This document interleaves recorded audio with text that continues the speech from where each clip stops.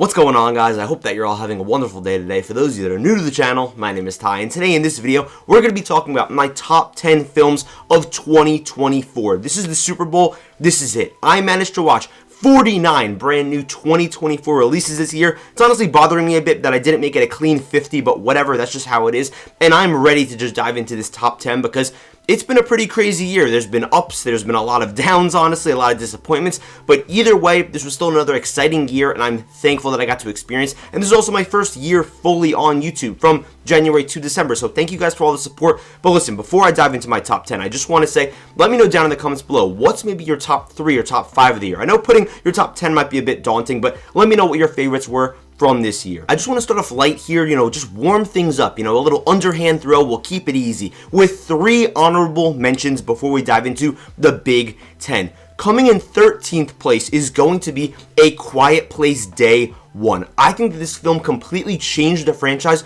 for the better. Don't get me wrong, I think that The Quiet Place is a great franchise already. That first movie I really love. However, now we're taking things to New York City, we're making things a lot bigger, and we're not really giving too much information or too much context to what's going on still, but we're just experiencing this same day one event in another location. Lupita Nyong'o and Joseph Quinn, their chemistry is just off the charts, and I love them together in this. It's super tense, it's super exciting, and it has a bittersweet ending that I really enjoyed. So coming in 13th place is gonna be A Quiet Place Day 1. In 12th place, and even though it is in 12th place, it's pretty disappointing for me to say this, it's gonna be Deadpool and Wolverine. I really liked this movie, but I just didn't love it. This was my most anticipated film of the year. I think it had all the laughs, it was very enjoyable, but at the same time, I think that the story is very, very messy. At the end of the day, I cannot complain that we got Wolverine back, we got a bunch of cool cameos and all that, but again, I think it's a bit messy, but either way, still an enjoyable film. And in 11th place, I have Dev Patel's directorial debut, Monkey Man. This is a sick action thriller revenge story that is just infused with his style. I cannot wait to see what he does next. This was just such an intense,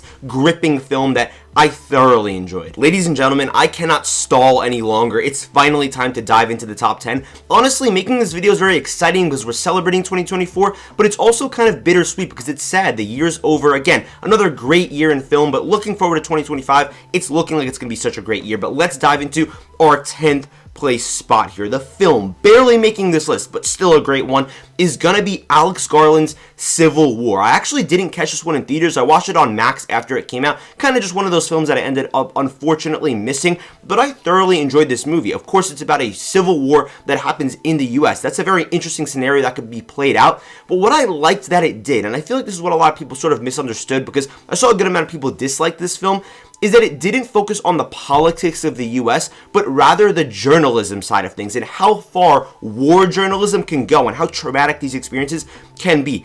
Kaylee Spaney, what a year she had with Alien Romulus, which we might be talking about in a minute here, and also Kirsten Dunst, who I feel like isn't in too many things anymore, but whenever she shows up, it's such a delight to see her. It's intense, it's not afraid to go to pretty edgy and pushy places, not the most insane, levels of depth here, but at the same time, we're kind of just going on this globe-trotting adventure, even though it's just within the US, and I just found it to be a very intense, thrilling war story that had a good amount of time to just let you rest and get to know these characters, but also had some pretty cool action sequences and set pieces that really showed what A24 can do when they have a larger budget, because at the time this was released, this was their most expensive film to date, and I think it definitely paid off, and I'm excited to see where they expand from there. But coming in at number 10 is going to be Civil War. The film that's going to be taking the 9th place spot on this list is going to be Carry On, the brand new Taron Egerton and Jason Bateman action thriller on Netflix. Now listen, I'm going to be completely honest with you guys. I feel like I usually have a negative bias going into Netflix original films, but I feel like this is one of the diamonds in the rough for their streaming service. Even though they put out practically hundreds of horrible movies every single year, this one really stood out to me, and so did a couple of others like Rebel Ridge, which I relatively enjoyed, but Carry On was great. I liked that it just had this little Christmas touch, and it put Taron Egerton's character in these impossible situations that he had to try to be elusive and completely slip out of. It felt very authentic and real, and sure, you have to suspend your disbelief at a certain point, but I loved how Jason Bateman's villainous character was just completely evil. There was no redeeming factor. It wasn't like he had a soft side to him. No, he just wanted to end the lives of hundreds of people, and Taron Egerton had to come in there and save the day. I like the underdog story. I like the fact that they built up his background with his girlfriend and how she's pregnant, and how he wants to not just save her, but all the people on here, especially because he wants to try to join the police force and he wants to try to move up in the world. Really thrilling story, and I've got to say, you want to see some twists and turns and some clever storytelling, you're going to want to check out Carry On Netflix, which is coming in again at 9th place. In 8th place is going to be a film that is coming from arguably the most important film studio to my life and to my formative years especially, that being Pixar's Inside Out 2. I love the original Inside Out, so honestly, I was a bit nervous and hesitant going into this movie, but I've got to say, it completely won me over, and while I don't think it's as good as the original, it was phenomenal, and I absolutely adored it. I think that this was a good sequel and a good concept from the beginning. It was a great natural progression over the course of Riley's life. It makes sense that she was a very young kid. Now she's kind of transitioning into that teenage era where we start to experience new feelings like anxiety, played by Maya Hawke, who is an absolute standout. And I like the way that they put her in these situations that are kind of awkward when you're trying to sort of fit in with like maybe the cool kids, or you're just trying to change who you are or find who you are when you're a young teenager. And I can relate to that. I feel like a lot of people can relate to that, and the anxiety that comes with it. It's about finding yourself, and I really enjoyed this movie. It's very funny. I like how they kind of changed up some of the animation as well when they brought in new characters, and yeah, this was one of the most emotional films of the year, and definitely one of the funniest in my opinion. The movie that's coming in 7th place, if you told me earlier this year that this film was even in my top 20 or 25, I would have called you crazy. I would have said there's no way this movie is that good. It's going to be the summer blockbuster mega hit Twister, starring Glenn Powell and Daisy Edgar Jones. I love all the twists and turns with their relationship throughout this story. I think that the Twisters themselves look great, all the CGI, Anthony Ramos, and of course our Superman David Corenswet's in here with smaller roles, and I like their charisma. And again, like I mentioned earlier in this review here, I just feel like this movie is the ideal summer blockbuster. You want to go out and have a good time, you want to see some charm, you want to see some heart, and there's nothing like the American Midwest to show you that. It's a great vehicle for that. I love the emotional beats in here, like I already mentioned. The action set pieces, when you've got Glenn Powell doing some crazy things, yeah, sure, maybe they're a bit larger than life, but at the end of the day, there's nothing wrong with seeing an action star, especially one that's rising constantly like Glenn Powell, just do cool things. It's as simple as that. Loved this film. Is it realistically the greatest film in the world? No, but it's so much fun. It's such a crowd-pleasing movie, and it's coming in at number 7. Even though earlier in this video I mentioned A Quiet Place Day 1 and how much I really enjoyed that film, I've got to say I'm really not the biggest horror guy personally. I really enjoy some of them, but I don't actively seek them or go out of my way to watch them. But I think that Alien Romulus most certainly deserves the number 6 spot on this list. So again, coming in at number 6 is going to be Alien Romulus. Kaylee Spaney shot herself into stardom this year. It's really unbelievable what a role she's been on. This film is absolutely horrifying. It is so bone-chilling. It just gets you right down to your core. The alien designs and the use of practical effects in this movie are some of the best that I have seen in a very long time. You want to talk about in space, no one can hear you scream? That's exactly what this movie makes you feel like. The darkness, the evil from these creatures, it's mystifying. It's really just something out of this world, literally. And again, we're taking things back with this franchise to the original movie and kind of the same plot that we were following in there, where you're kind of just trapped in this space station with the most terrifying organism in the entire galaxy. Such a great premise, and I liked it at the end of this film. They tried to do something a bit bolder than your typical blockbuster, and I think it absolutely paid off. I remember walking out of the theater a bit like, did I really enjoy that as much as I thought I did? Was that a bit weird? Yeah, but I slept on it, and the more that I think about that ending, the more I really enjoy it. Again, horrifying, chilling, cold, dark. Those are the only words I could use to describe Alien Romulus, which again is coming in 6th place. Over the course of my life, I've had pretty much no connection to musicals outside of like maybe Disney movies, but I've got to say, over the past couple of years, they've definitely been growing on me, especially after I watched La La Land a couple years back, which is now one of my favorite films of all time. Coming in 5th place is going to be one of the biggest surprises of the year for me, Wicked.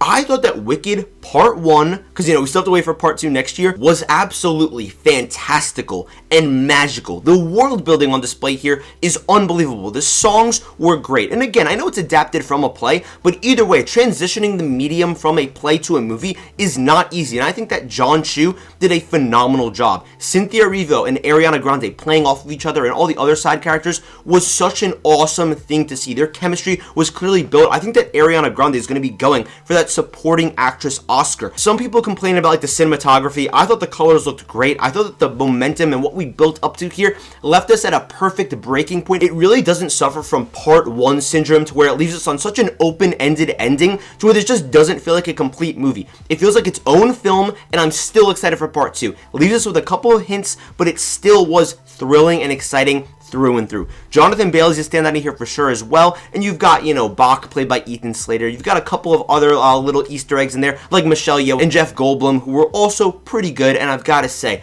one of the better films of this year. I mean, it made my top 5. Let's dive into this top 4. In 4th place is going to be Luca Guadagnino's Challengers. You want to talk about a power trio of actors with Zendaya, Mike Faist, and Josh O'Connor all playing off of each other in this sick, twisted love triangle that's absolutely insane. That's what you're getting with this movie. This entire film, of course, is tennis-oriented, but it feels like its own tennis match. It's very manipulative, and it's very intense. It's fast-paced. It's quick. I would be absolutely out of my mind if I didn't mention the score. It comes from the same people that did The Social Network, and in a way, I could relate both of these movies because of how intense and fast-paced and quickly they move. What an incredible final 20 or 25 minutes of this movie. Oh my god, I was on the edge of my seat, my heart was pounding, my hands were sweaty, and the moment when that tennis racket goes up and Josh O'Connor's character places the ball right in front of it is one of the best scenes of the year, one of the most heart-dropping, chilling scenes of the year. Zendaya doesn't hold back, nobody holds back. They went all in and their bet paid off. Phenomenal tennis movie, even though I have pretty much no interest in tennis. And just like that, we've made it to our top 3 films of the year. In 3rd place is going to be Transformers 1. Now listen to me. Before this movie came out, I honestly was dogging on the Transformers franchise. I was telling my friends, I think that Transformers needs to take like a decade off. I hated Rise of the Beast the year prior, and I was just not a fan of this franchise. I was falling off. I don't even think they made a movie as good as this one since the original in 2007. But this film had bad trailers. Everything was against this movie, and everything was pointing in the direction that this film was going to be bad. But to my complete and utter surprise, it was one of the most powerful, thrilling, epic movies of the year. Watching the origin story of Optimus Prime and Megatron and how they were once brothers and what tears them apart is so incredibly interesting. I love all the little emotional elements in here. I love the jokes along the way, and the world building is phenomenal. The way that they're seeing their planet and all this corruption that's going on, and the themes it follows about false prophets and leaders betraying each other and what it means to be friends with other people and how that friendship can form you throughout, the years. I just thought this movie was crazy. And again, just like how I mentioned in Challengers, the final 15 minutes of this movie, there's just a moment that rivals some of the greatest animated film moments of all time when Optimus Prime is falling through that planet. Whew, you want to talk about chilling down to your core? That's what this movie is going to deliver for you. It's emotional, it's heartbreaking, but it's a good time throughout the entire runtime. And just like that, Transformers 1, again, against all odds, is going to be coming in 3rd place. My runner-up for 2024, the film that's going to be coming in 2nd place, is none other than Furiosa. Listen, I could talk about this movie all I want, but I think the person that summed it up best was actually me in my Letterboxd review that I wrote the other day, where I said, a film that feels like working a 12-hour shift at an Australian mechanic shop. It's 105 degrees and your entire body is soaked in sweat, grease, and oil. That is the perfect way to describe this movie, and yes, I did write it, but that's just how I feel about it. You want to talk about George Miller putting his vision directly to screen? That's what this movie is.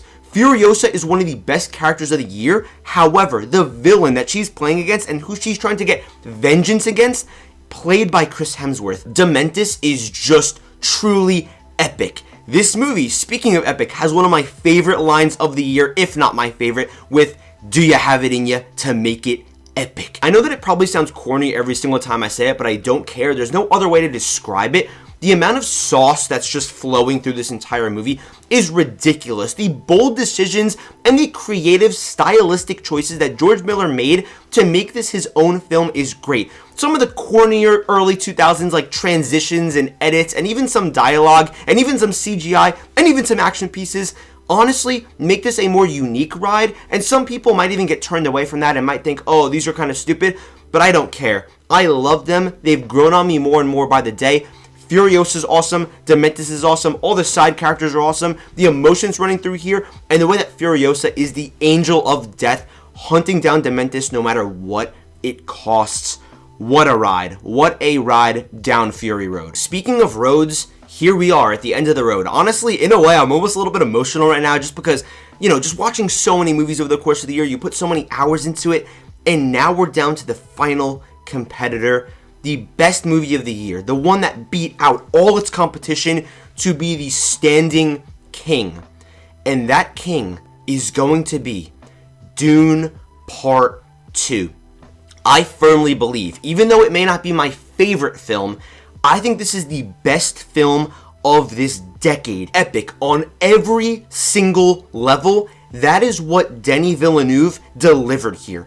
Every single actor is not only acting their asses off, but they're also directed in a way that really pulls out their strengths. There's a reason why this cast is so stacked. Everyone wants to work with Denis because he is arguably the greatest visionary director working right now. From a cinematic level, Greg Fraser, the cinematographer, put on some of the greatest visuals we have ever seen in the over 100 years of cinema.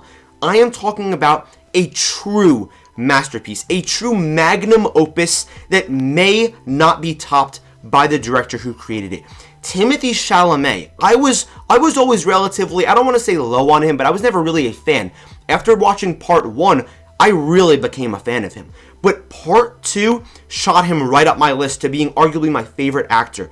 The emotions he portrays in here, and the switch that he is able to flip in the final act of this movie, when he finally becomes the Lisan al-Gaib, he accepts his role. Some incredible stuff in here. Fade Rotha and just the Harkonnens as a whole, the Baron, it's truly a blend of some of the most cinematic storytelling that I've ever seen. It's one of these movies that reminds me why I love movies. It is one of the most beautiful pieces of art that I have ever seen across any medium. Dune Part 2, and I'm getting like fired up right now, is the best movie of 2024, and I will stand by that. That's going to just about wrap it up, guys. Here we are, looking on to 2025, a year that I'm very excited for, especially because this has been a bit of a down year in my opinion. Some disappointing movies, some movies that just didn't really live up to that hype that I have for them. But that's going to just wrap it up. Thank you guys so much for watching this video. Comment down below and also, drop a like if you guys like this video. Thanks so much for watching this video. I love you guys, and I'll see you in the next year.